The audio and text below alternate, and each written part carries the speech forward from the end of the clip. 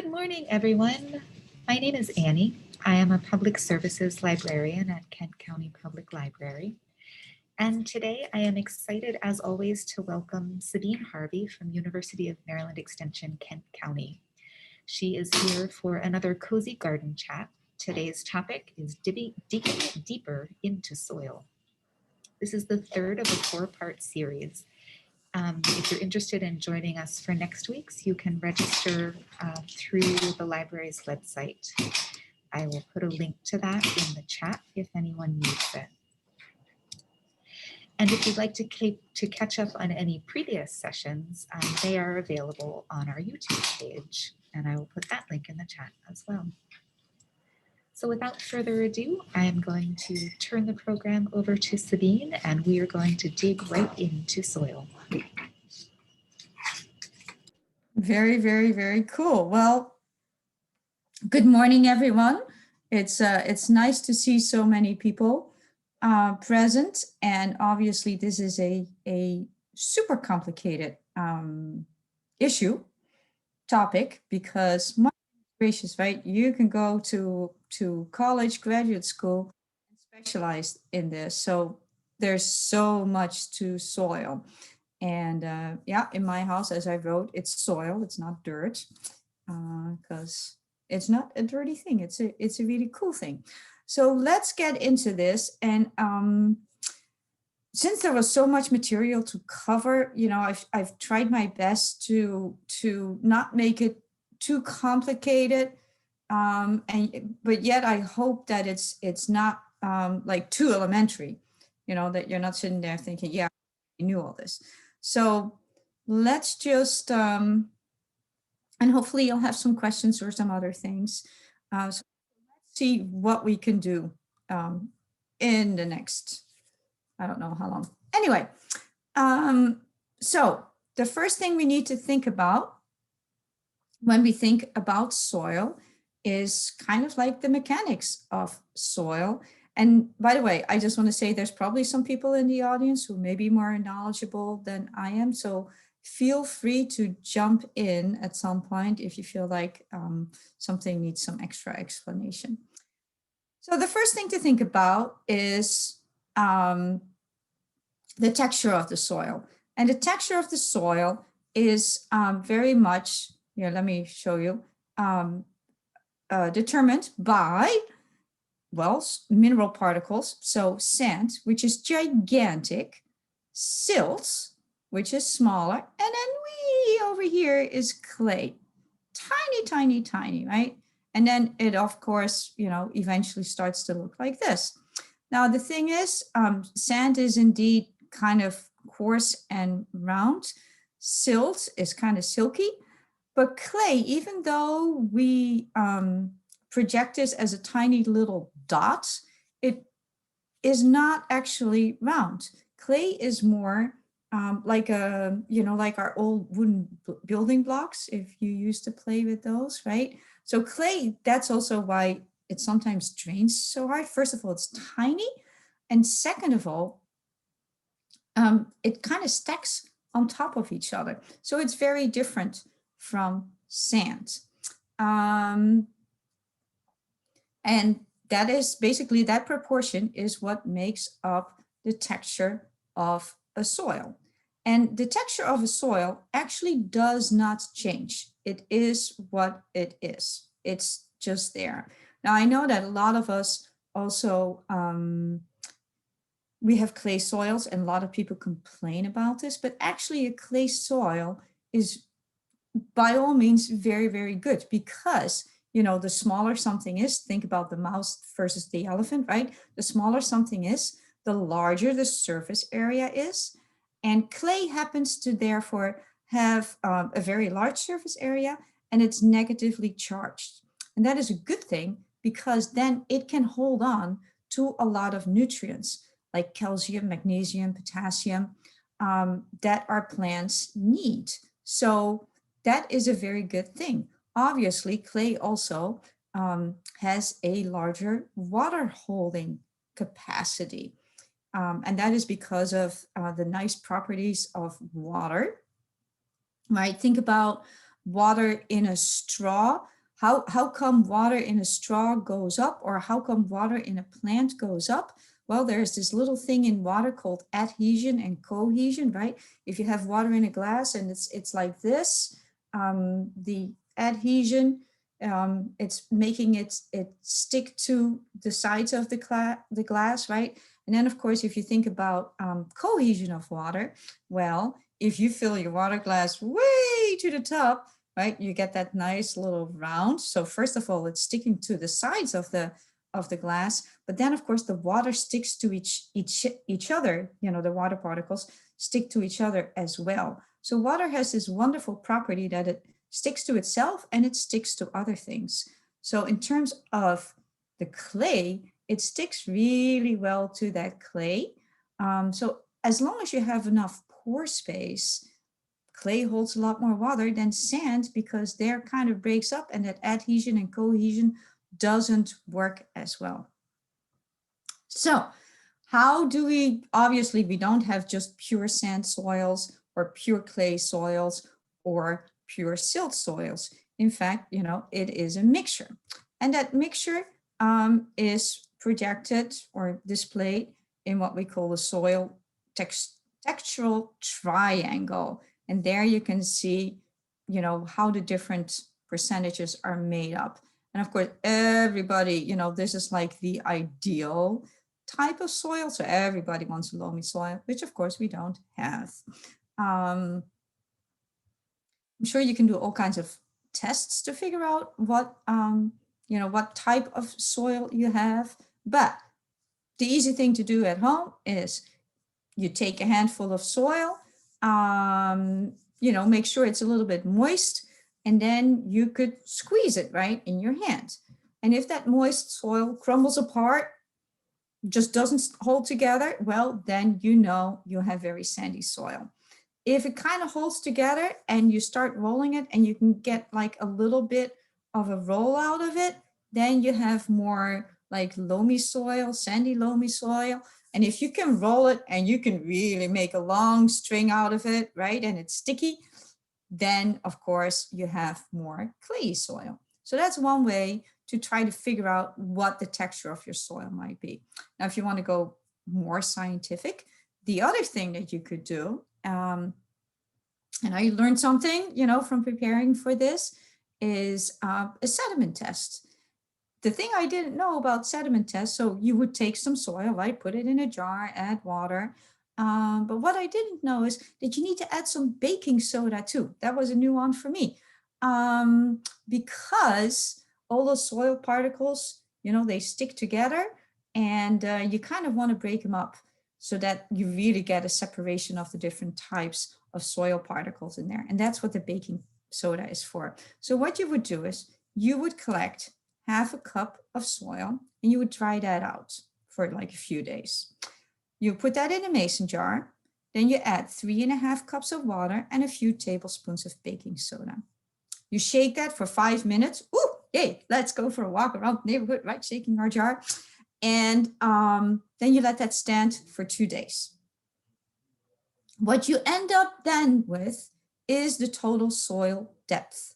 So you can measure that. That's important. You need to do that because that's the only way that you can then try to calculate the percentages of the different soil particles. Okay, after 2 days, you go on your walk again, shaking your jar for another 5 minutes. Then you let it stand for 40 seconds. What then has settled at the bottom would be the sand particles, because of course it's the heaviest. You could measure that. You could then divide that by your total soil depth, multiply that by 100, and you would get the percentage of sand within your soil. Okay, now you would do that again for 30 minutes, and that would be, then you can measure that, what the next layer, that would be your silt, and then what's left is your clay.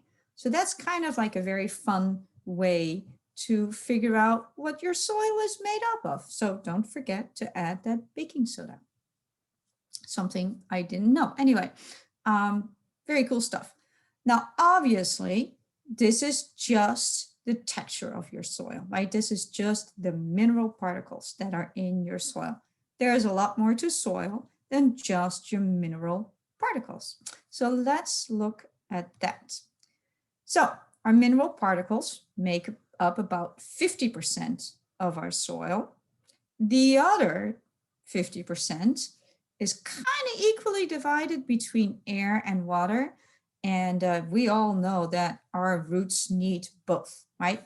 If the roots of our plants do not have either one, well, there's going to be trouble in paradise, right? You know, they're either gonna wilt our plants because there's no water, or they're gonna drown because there's too much water and no oxygen.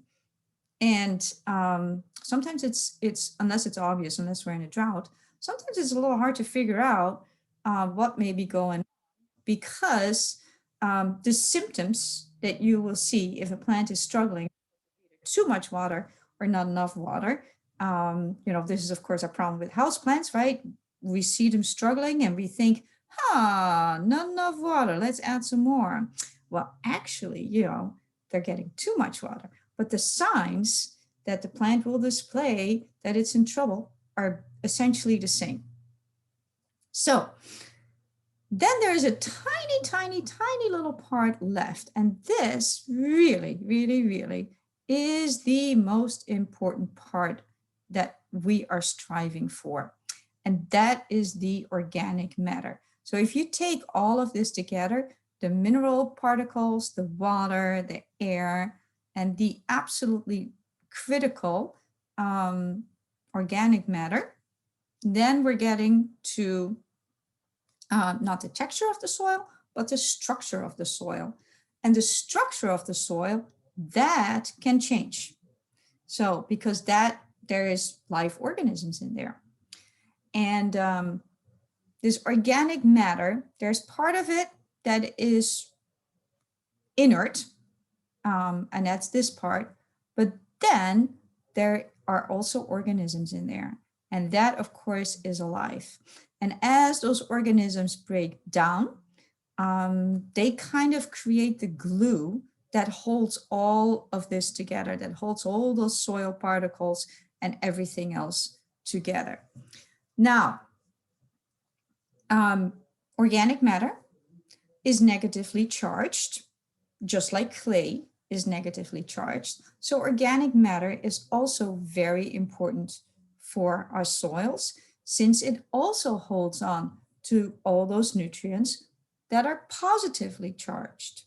So there's two things you really want in your soil. You kind of want clay in your soil, but you definitely want organic matter in your soil too, because that is what makes it bring alive, what creates that glue that kind of, you know, binds it all together and puts it into larger clumps, with an expensive word, aggregates. And that is really what makes up the structure of your soil. Okie dokie. So I can't see the chat, unfortunately. So hopefully we'll get to all our questions, but let me know if there's anything going on. Since I can't hear the chat, you may have to unmute yourself. So far, and say, hey, Sabine, got a question here. So far, we don't have any in the text chat, so I think people are just taking Cool. it all in with rapt attention. Okay, very good. The other thing I want to say about the organic matter, it is not so much a source of nutrients, right? It is negatively charged, so it can hold on to nutrients, but since it's inert, since it's broken down, it's not necessarily a source of nutrients, but it's very important for holding on to the nutrients in your soil. And it also is very important for stabilizing pH of your soil. So if we have this in a more, a different type of a diagram, this is kind of what your soil, that picture on the very first slide, look like. So there's all these different soil particles, the sand, the silt slightly smaller, then the clumps of clay all bound together. There's the water, there are open pores, right? And then of course, we need room for, well, all those living creatures in our soil. And we're thinking worms, we're thinking beetles, but also lots and lots and lots of microbes, because they are hard at work breaking down your soil, doing all kinds of good things. And, I won't even go into it, but of course, they have figured out that in just a teaspoon of soil, there are just millions of microbes. It's just absolutely unbelievable what's in there. And I'm sure that lately people have been reading about the very much the importance of mycorrhizae, which of course is a fungus that has a symbiotic, so a good relationship with the roots of a plant, right? So this fungus that lives in the soil, it kind of invades the roots of a plant, thereby extending the surface area of the roots of the plant. So the plant can take up more nutrients because it actually stretches wider than its own roots go because of the mycorrhizae. And the mycorrhizae in return get sugar and other nutrients from the plants. And what they have discovered is that these mycorrhizae, they aren't just attached to one plant, but they are attached to lots of different plants. And thereby they are just actually connecting a lot of plants to each other. So the healthier your soil, the more room there is for all these microorganisms and other things to live in your soil. So the soil is very, very, very much alive. And I had already mentioned adhesion and cohesion. So the structure of your soil very much determines how well those properties of water will function in your soil, right? Whether it will drain or whether it won't drain. So if your soil is too compacted, right, and the structure is kind of gone because those air and water pores are gone, well, that's not such a good thing. So this has all led to kind of a revelation in how you're supposed to take care of your soil, right? Because it used to be, the advice used to be, well, like if you're going to make a vegetable garden, right, do the double digging. First you scoop out, you take your shovel, you take out the first layer, then you take out the second layer, you mix it all up, and then you put things back in. Well, slowly but steadily, people have come to the realization, because soil is actually alive, that is not such a good thing, because you would actually be destroying the structure of your soil. So this is where the whole idea of no-till came in. Because you got to, you don't really want to change all that. So instead of using our shovels, which, to some extent, if you want to plant a tree, yeah, you're still going to want to use your shovel. But it may be better to use a fork, not as deep as this, just at the surface, or something called a broad fork. We talked about that in a previous, in our tools session. So, also easier on your back and all kinds of things. So yes, it is important to have those spaces in your soil. So a compacted soil is not so good. However, trying to create those spaces with a shovel, maybe not so much. And so it's bad for the structure, because remember, the structure can change, the texture cannot. And on top of that, the more you mess with your soil, the more you will also release CO2 into the atmosphere, because that CO2 is sequestered in the soil. So it's a better thing not to disturb your soil too much, but instead add organic matter on the top of the soil, and maybe loosen it with a fork and just let nature take care of the rest. So this, of course, also has serious implications for instance, weeding. So I am more and more, because those roots are there too, right? They are part of the structure of the soil too. So if I know that a weed is an annual, right? It's going to die. I think my new approach is kind of like in my vegetable garden right now, I have a lot of weeds, and I know that a lot of them are annuals. So before they go to seed, what I'm going to do is I'm actually going to first put a layer of newspaper down. So I'm not going to even do anything to them. I could cut off the top and put it in a compost pile, but maybe that's too much work even.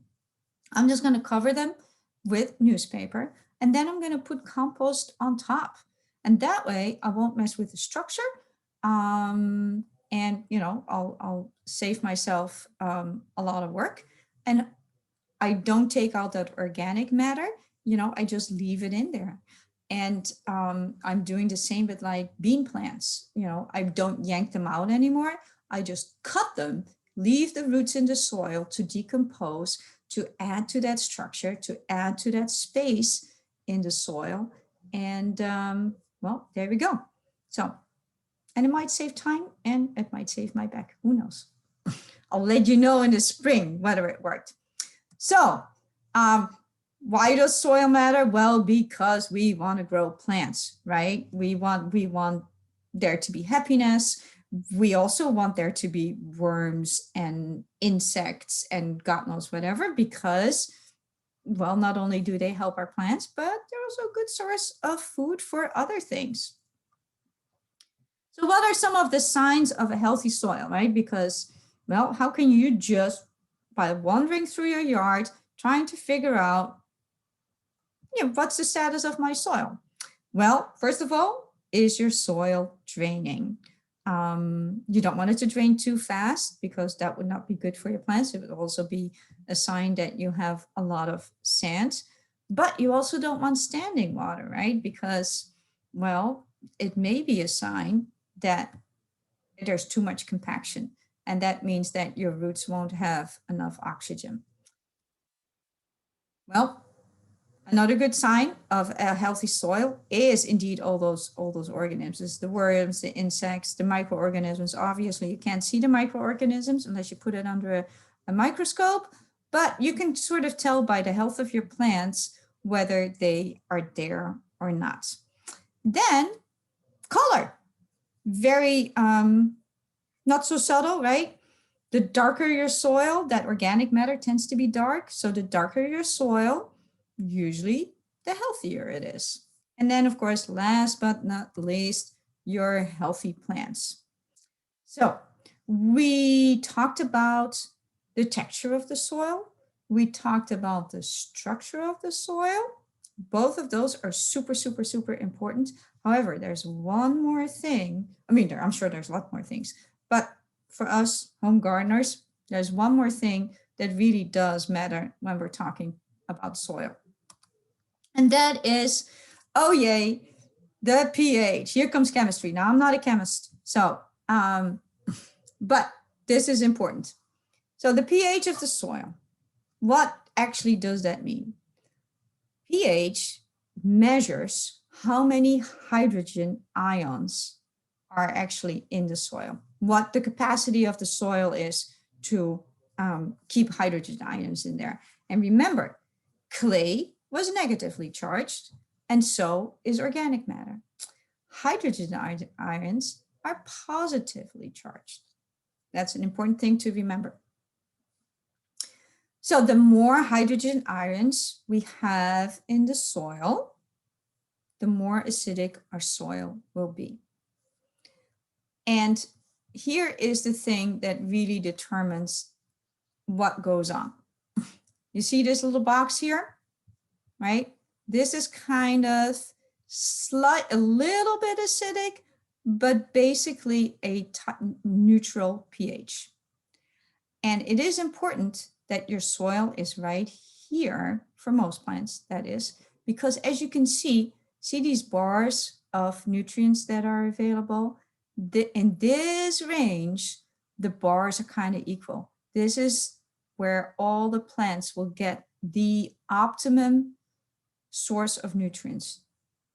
If you move too much here, right? Say your soil has a pH of 5, you can see that things like nitrogen, phosphorus, and potassium become a lot less available to your plants. So you could then say, well, I'll just buy a bag of fertilizer, right? Add it, because then I will have added nitrogen, phosphorus, and potassium. Well, no, you may have added them, but because the pH is here, it is bound and your plant still won't get it. So you're throwing away money. You could put as much down as you want, but if the pH of the soil is here, it's not going to do your plants any good. So the pH really determines whether or not your plants can actually take up these nutrients. So why is it, for instance, important that we have a very low pH for our blueberries? Well, they need iron. And look here, iron is only available at a very low pH. And here it becomes a lot less available. So that is the main reason why blueberries need, and other things that like acid loving soil need a low pH, because they do need that iron to make their whole photosynthesis process work well.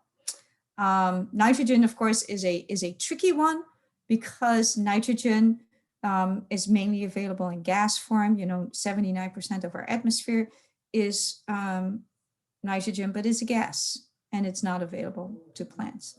So if your pH is totally off and you would have to change it, obviously, if you have to raise your pH, you would use limestone. And if you had to lower your pH, you would use sulfur. Now, because our clay soils are more charged, it also means that they are more resistant to change than, for instance, sandy soils. Let's see. And the only thing, let me add one more thing.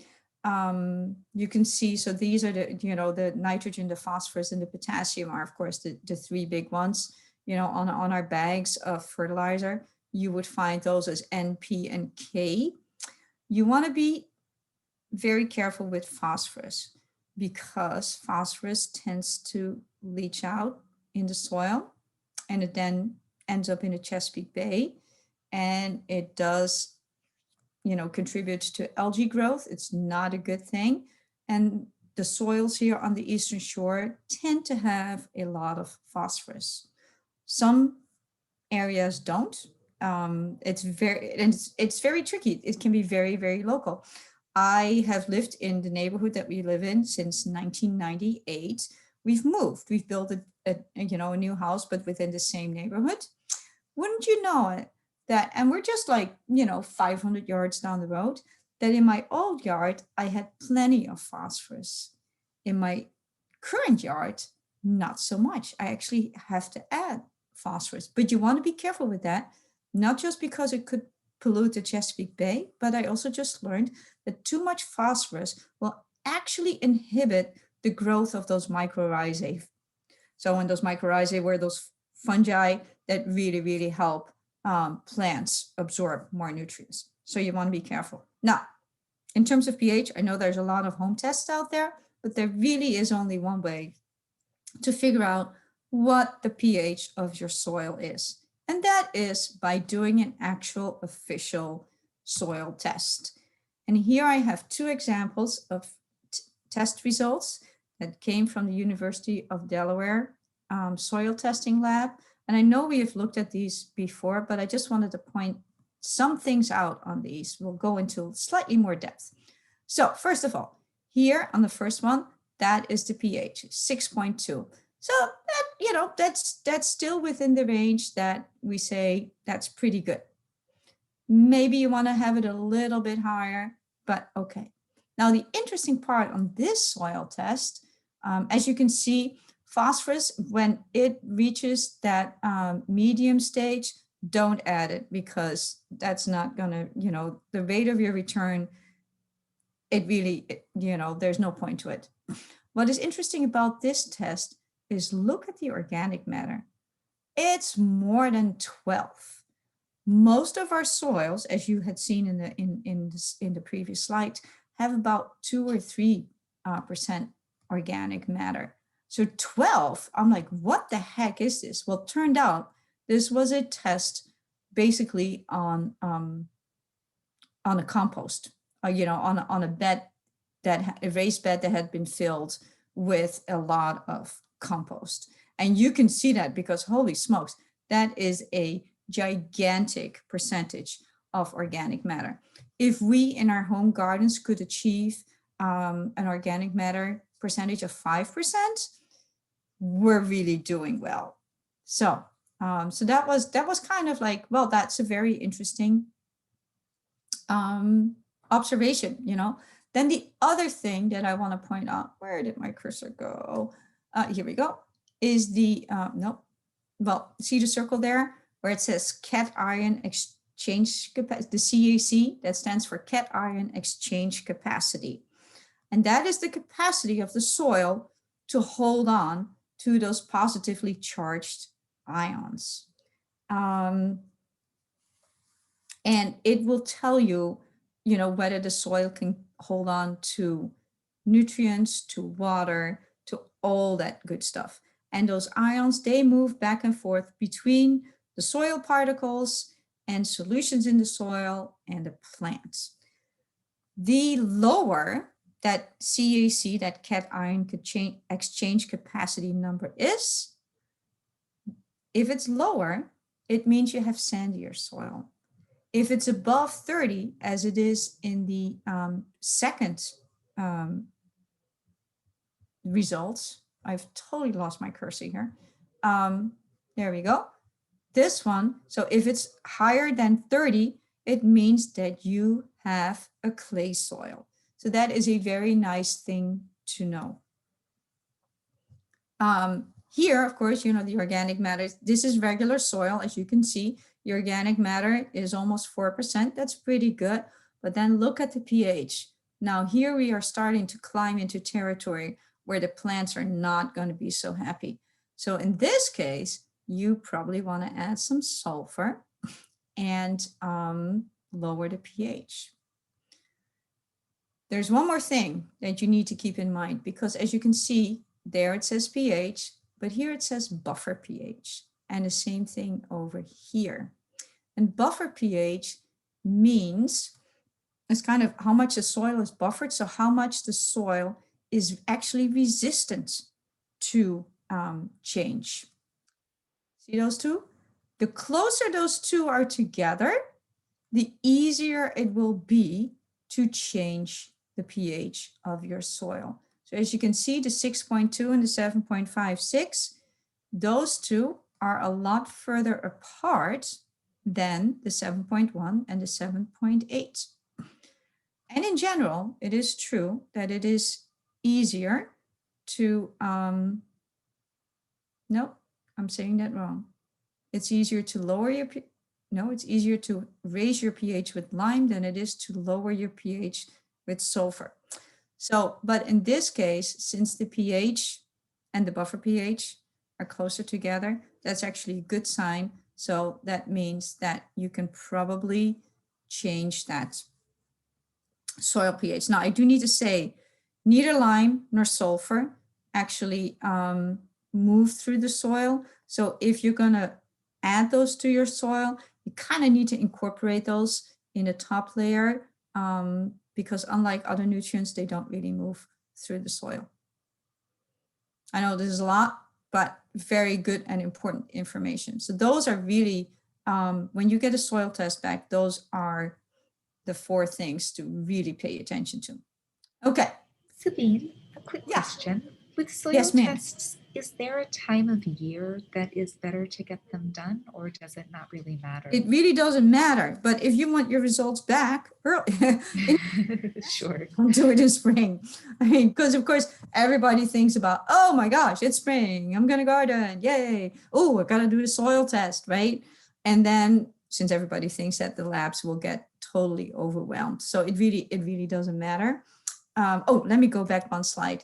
So one of the things that you will see in this slide is there's no measure for nitrogen, right? It can't tell, the soil test can't tell you how much nitrogen is in the soil because it's a gas, right? It's a fleeting matter. So most of the time, when you get the soil test back, it will actually have, as you can see on that very first one, it will say for nitrogen side dressing. That is usually a standard recommendation because the test cannot, the labs cannot test for nitrogen.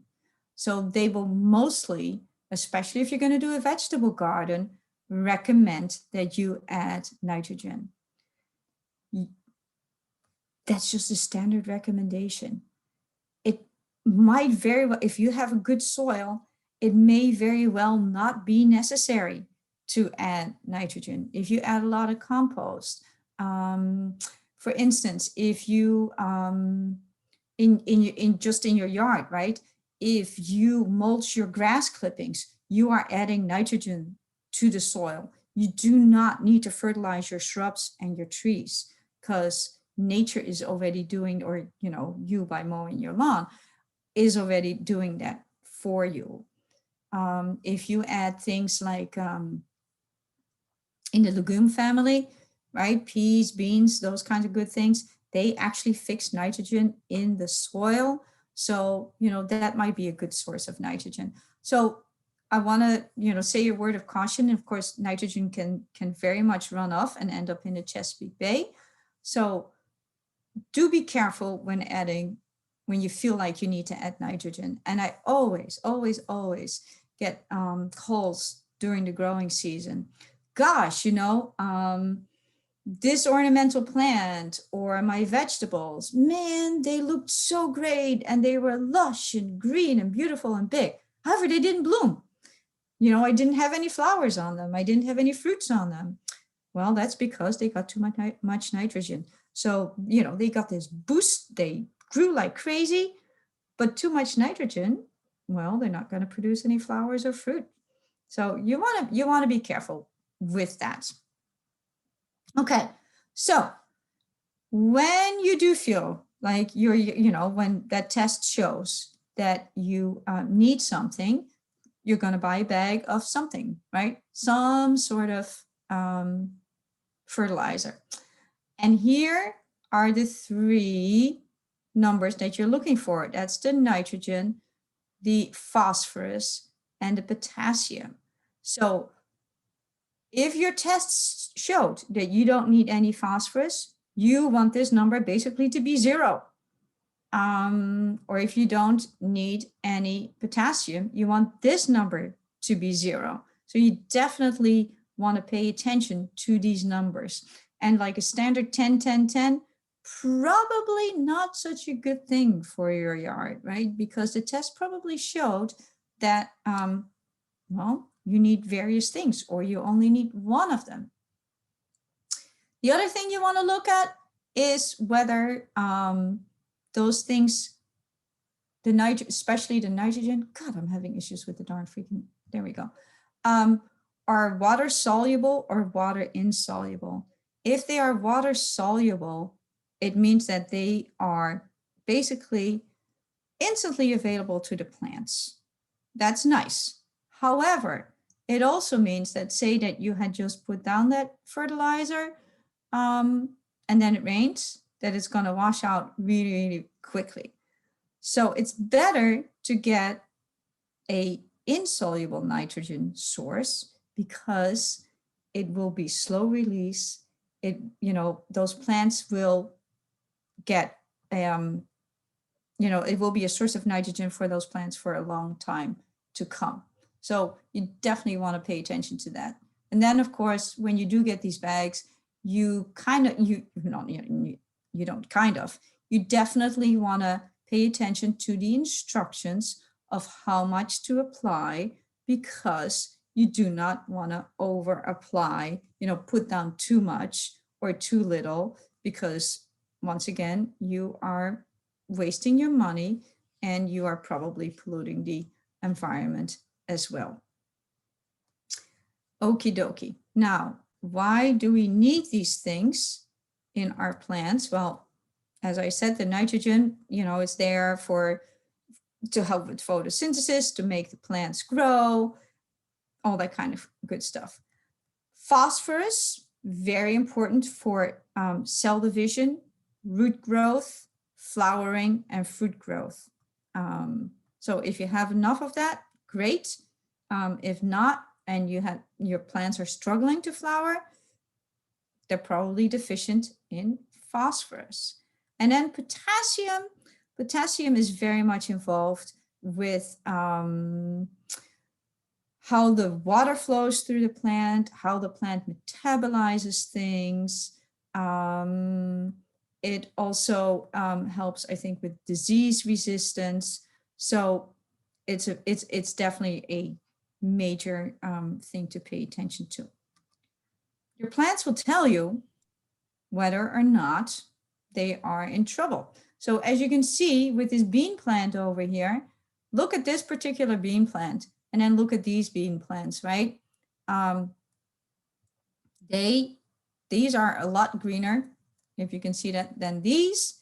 And so this little guy here is probably not getting enough nitrogen. If they're not getting enough potassium, you could see that the older leaves, right, they start to have this discolored rim, and it's starting at the end, and then slowly but steadily it's moving in. And then we've all seen this one. If you grow tomatoes, telltale sign of a calcium deficiency. It's called blossom end rot. And it doesn't only happen on tomatoes, it happens on peppers, on squashes, a lot of our fruits. Sometimes that is a sign that there's not enough calcium in the soil. Sometimes it can also just be a sign of inconsistent watering, because calcium moves through the plant at a different rate than water. So if we get like these enormous thunderstorms and stuff like that, the plant will take up so much water, the calcium can't keep up with it, and you end up with stuff like this.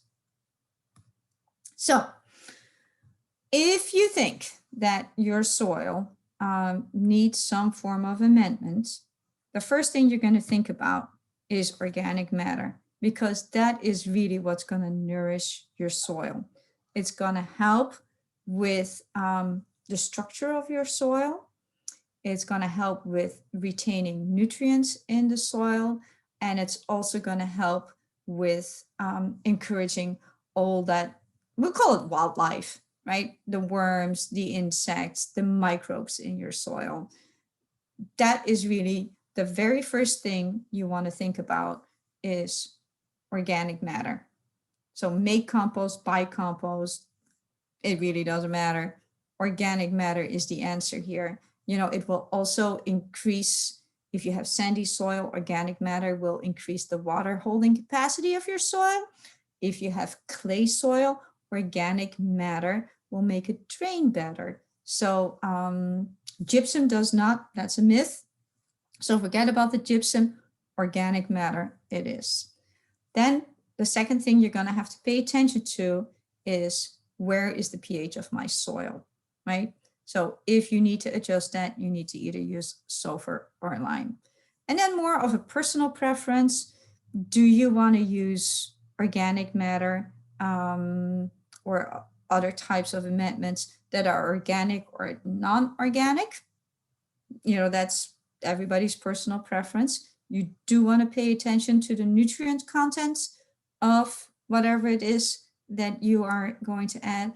And then last but not least, pay attention to the source.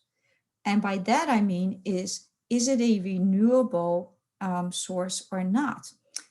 People used to add a lot of peat moss to their soils. However, peat moss, that's a mined source. It comes from our peat bogs. And once it's gone, it's gone. So, that might not be, and you have the CO2 that gets released by mining all of that. So you definitely want to pay attention to, where does this stuff come from? Is this something that will regenerate, or, is it hauled from somewhere else, and are we depleting a natural resource somewhere else? It's the same with green sand, for instance. So you definitely, you want to pay attention. What is the source of whatever it is that I'm going to add to my soil in order to improve the health of the soil? Let's see. I've written down a bunch of resources for you. Basically, most of these come from, and we'll go to one of these just to show you how many fertilizers and amendments there are. Most of these come from the University of Maryland Extension. I've put in the links to the soil testing lab. We recommend using the University of Delaware, since they are also on the Eastern Shore and they're doing a very good job with interpreting the results of our soil. And then Jim Bogdan sent me this very fun article about love your clay soils, right? See, today I've definitely been promoting our clay soils. So I thought that would be a fun read for everybody as well. So let me stop sharing my screen for just a second, and then I am going to, let's see, can we do this? Can we not do this? Oh, well, and I hope that you will have questions for me, but what I would like to do is I would actually like to share a different screen with you. Let's see, here we go. So this is the screen I would like to share. So this is on the University of Maryland Extension website. And as you can see, oh my goodness gracious, here is a list of all the different soil amendments that you could add to your soil to help it get healthier. And some of these are maybe more desirable than others. Like I would never want to add, for instance, biosolids to my vegetable garden, just because they come from like sewage sludge often. So this is a great source to kind of figure out what is out there. I know like corn gluten often gets touted as something that would is like an organic product that you could use, for instance, to inhibit the germination of crabgrass. However, corn gluten also has a very high nitrogen content. So instead of actually trying to stop weeds from growing, what you may be doing is feeding your weeds, and you may also be creating runoff. So this is a great source I didn't want to go into all of them because there's just too many of them. Anyway, this is a great website to kind of figure out what it is that you may want to add, if at all. For me this year, or next year, I'm just gonna go with the cover with newspaper and compost thing and see what that will do. Because clearly, if I look at my decades of gardening, the constantly weeding thing, not working that well for me. Plus I have so much to weed that I just can't keep up with it. Okie dokie. And that is kind of what I had to say. So I sure hope to God. Oh, here we go. I can now see the chat box. So let's see.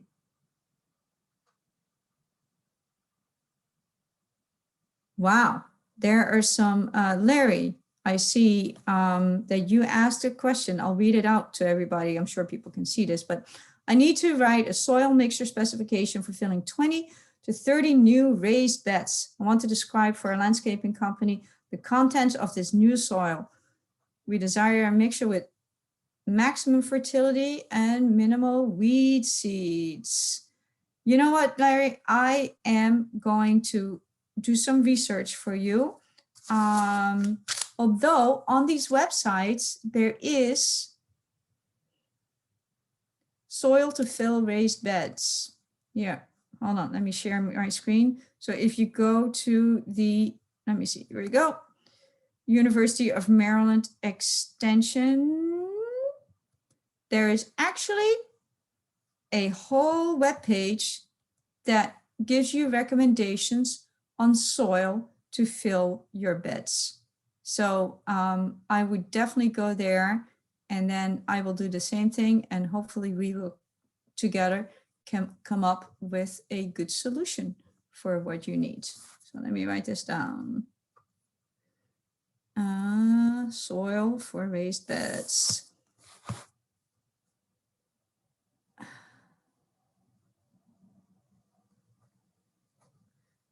What is better for, I'm going to come back to that one too for you, Larry. Let's see.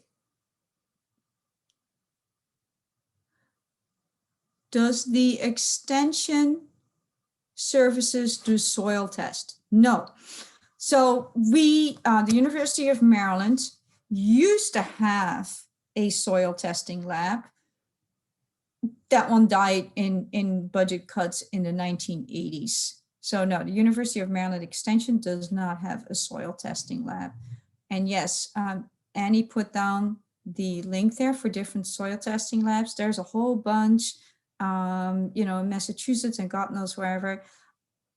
I just happen to like the one, or not just me, but since we're here on the Eastern Shore, and since the University of Delaware is on the Eastern Shore, we're both in the coastal plain. They, you know, because every lab does a slightly different interpretation of their soil tests, so they know what kind of soils we have. So their recommendations tend to be very apt for our region. The soil test from the University of Delaware Extension is actually extraordinarily reasonably priced. It was $15. Maybe they went up to 18. I am not sure. But the nice part is they now include a lead test for free in the soil test, which is awesome because most labs will charge separately for a lead test. And especially if you want to grow food, you do not want to have to deal with lead in your soil. And, you know, anywhere where there has been an old building, an old shed, or you just don't even know what the heck was there before you move to wherever you live, you kind of want to know whether or not you have lead there or whether, you know, things were dumped there. Does leaf blowing disturb soil structure if on flower beds? Well, I guess it's gonna depend. If there's mulch, then no. If there's no mulch, well, it looks to me like those leaf blowers can be kind of powerful. So you may be blowing away part of, you know, some soil particles, part of the very top part of your soil, which of course is the most desirable part of your soil. Yes, and leaves are an absolutely fantastic source of organic material. So you really want to hold on to your leaves. You don't want to get rid of them. One thing to do is simply, you know, to actually blow them into your flower beds and leave them there. The only caveat with that is, of course, are you putting down too many leaves and smothering your plants? So what I like to do is I take my mower. We have a push mower, and I run over the leaves with the mower. And then once they have been mulched, I attach a bag to my mower and I suck up the leaves, you know, just with the suction function, you know, because it all goes up, right?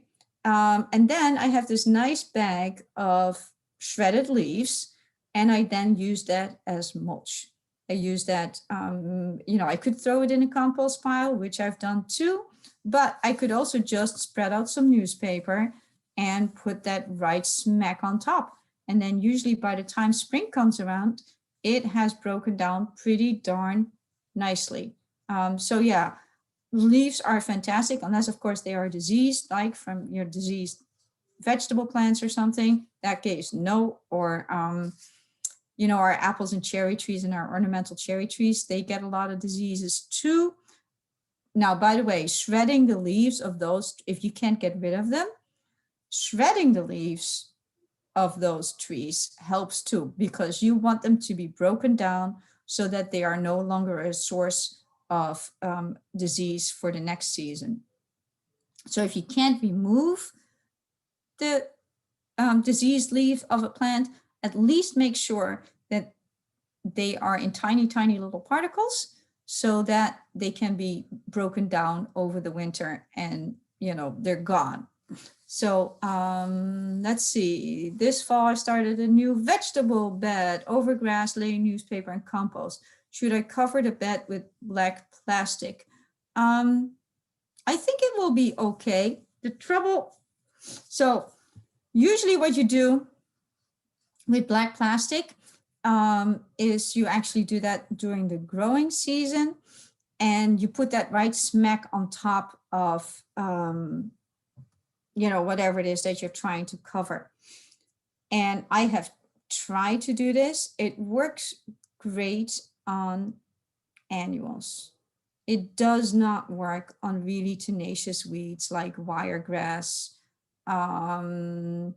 mugwort, anything that has a rhizome, that has, chicory, that has a big taproot. God, you can keep that covered for, I don't know, however long. As soon as you remove that tarp, it comes right smack back.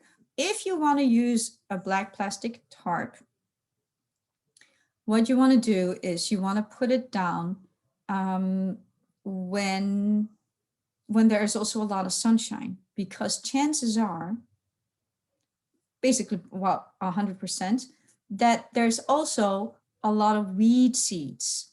So you put down the plastic, right? And then you will have just killed all the growth there. Well, guess what's left then?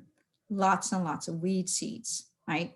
So what you want to do is you also want to cook those weed seeds, because otherwise, gosh, they have no shade, no nothing, right? There's nothing that keeps them from germinating. All of a sudden, they're getting all the water and the sunshine in the world because you just killed off everything else that was trying to shade them out.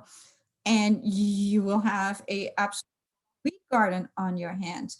So that would be the purpose of the black plastic. Now, I want to say, having said that, it still didn't work for me. What you really need to do, if you're going to use black plastic, put that plastic down. Keep it there for several weeks. Try to kill the top growth and try to cook as many weed seeds as you can. Then what you're going to do is cover it with newspaper and compost and plant right on top of that, so that you smother any weed seeds that are still left.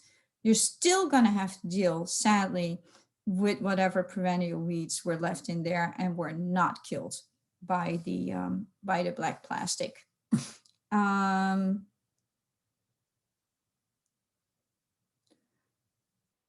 do not turn the paper into the garden. I just, somebody asked, do you turn the newspaper? No, I just leave it be. It decomposes. If I need to plant, I'll just jab right through the newspaper. But that newspaper really is there to keep all those weed seeds from germinating. Where can we get newspaper these days? I still subscribe to newspapers, Jim. So I'll share with you happily. We have so many newspapers. So if you need some newspaper, I'll get you some newspaper. How's that sound? Any other questions? I don't see any more in the chat box. What about Talk whether to you me. have experience about adding seaweed to your garden? I have no experience adding seaweed to my garden, but that is definitely a renewable resource. And I know there is more people actually growing seaweed for all kinds of reasons, not just for fertilizer, but also as a food source. So yeah, you would probably prefer that than over an inorganic source or a non-renewable source. And from what I've read, it is very good stuff. So give it a try and let me know how it works. Maybe I'll try it too. Sounds great. Yeah. Any other message? Any other questions? I hope this was sort of worth your while. Like I said, it is such a vast topic. It's really yeah, it's hard to gauge how difficult do we get, how much do we get into chemistry, or how elementary. But just keep a few things in mind. Keep in mind soil has structure, soil has texture, soil has a pH, and soil is alive. So I think if you keep those 4 things in mind and adjust your activities accordingly, then I think we are all going to end up with healthier soil and also pump less CO2 into the atmosphere. So what about leaf growth for veggie garden? Do I augment the soil before I cover with newspaper? Well, since the newspaper will fly away, right? Practical. I'm going to put the newspaper down first, and then I'm going to put the leaf grow on top of it. And I think leaf grow is an absolutely wonderful product. So that is made from yard waste. It is made in Montgomery County. So it's a, if we can call it local product. And so I highly, highly recommend the use of leaf grow in your garden. It's that simple. Or your own compost, but I do think, you know, it's nice, it's crumbly, it's that black gold stuff. Yeah. So how does one add fertilizer? Well, it all depends. Do your soil test, see if you even need fertilizer, right? And then if you do need fertilizer, then pinpoint down what type of fertilizer you need. What is it that your soil is lacking? Get something that's very specifically for addressing that deficiency, and then follow the instructions on the bag. It will tell you like how much you should use to cover a particular area. You scatter that over the area. Maybe you work it into the top, you know, rub it kind of into the top layer, or cover it with mulch or cover it with leaf grow so that the next time it rains, it doesn't just disappear. But first figure out, do you actually need it? Because you don't want to waste money or, you know, add nutrients to the environment that we don't need. So yes, before the I tend to do that before the paper and the compost because I don't want it to run off or run away. And since we have these unpredictable thunderstorms and stuff like that, right? There's obviously no point in adding it right now because our plants are dormant. So there you go. Excellent. Thank you, Sabine, so much. I agree with Betty's comment that it was a great lesson on soil. Everyone should learn this in college or at some point along the educational pathway. Yes. And fortunately, we have you to get us up to speed. Right. Well, you know, I mean, thank you to the scientists, right? Because for so long we have just thought about soil as dirt and something inert and not alive and just there covering the earth. And turns out it is alive and it is super important. And there's all these microorganisms in there that make our world healthier, and then it's sequestering CO2. You know, so thank you to the scientists for figuring this all out. And actually, soil is super important. Definitely. Much appreciation for the scientists, much appreciation for you, much appreciation to everyone who came today. Absolutely. If you would like to join us next week, we will be looking back on this year's garden season and ahead to next year's. And you can register through the library's website or by giving us a call. Right. Thanks. And I would love to hear some good stories, because at least in my neck of the woods, it was one heck of a tough gardening season. So I would love to hear what other people experienced. That sounds like a plan. Thank you everyone for being here today, and we will see you next week.